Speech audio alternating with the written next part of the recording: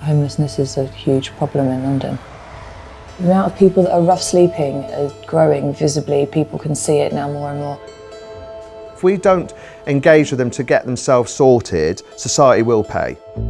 Homelessness in London is becoming overwhelming, I would say, for the vast majority of organisations that work at the front line.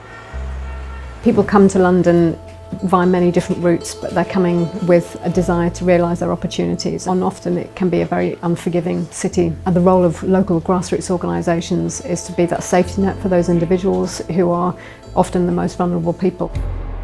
Deptford Reach is a day centre for homeless and vulnerable adults, so it can include anyone from rough sleepers, sofa surfers, those who are in night shelters, mental health support needs, and those that are socially isolated. About half of the people that we see are over 50, and most of them would say that they come here at least in part because of the social aspect of it. We do address whether it's their homelessness, their substance misuse, their mental well-being, and we take that approach from supporting them into accommodation right through to employment. I'm here because it's a hand that reaches out, and these places help you to understand the system to help you get what you need. This facility is vital for so many people. It speaks so many languages in so many ways to help. We work with homeless and vulnerable young people.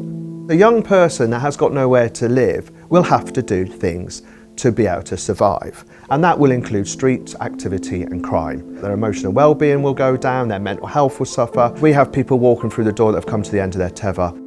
Homelessness, it really has a massive effect on people, so it's a holistic approach at settling a young person into somewhere they feel secure, warm, it's their own, and they can relax and chill out and, think and dream and have aspiration.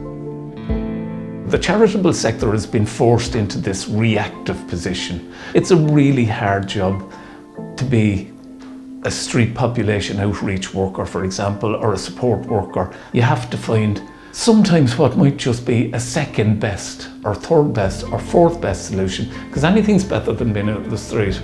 There actually isn't a housing shortage, there's an affordable housing shortage, and that needs to be addressed. The funding environment for grassroots organisations is often incredibly challenging, and increasingly so now. And often what you find is the bigger the charity, the more multi-year big strategic grants. But actually if you're a small organisation, it's short-term for delivery costs. And so actually what you find is they're often on a hamster wheel of fundraising, and when they're not fundraising, they're delivering. And actually what we try and do is kind of influence our donors to think about investing in the organisations as well as their projects. A massive challenge is got to be the cuts in the voluntary sector. There's a lot more strain on resources, so we do try to utilise our volunteers as much as possible, but it can be difficult at times. If we don't have them in, then staff can be very stretched in terms of their roles. Everyone is struggling because services are being cut back. We try and focus so much on the positivity of moving people forward and helping them be more independent, but if there wasn't these safety nets here, then where would those people go?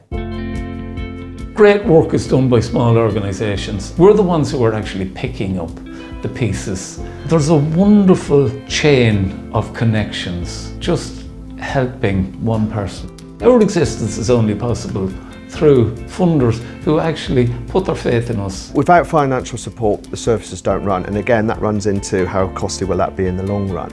It's something that's going to end up touching everyone. It might feel like it's a long way away from your average person. It's easier to fall into, I think, than we realise.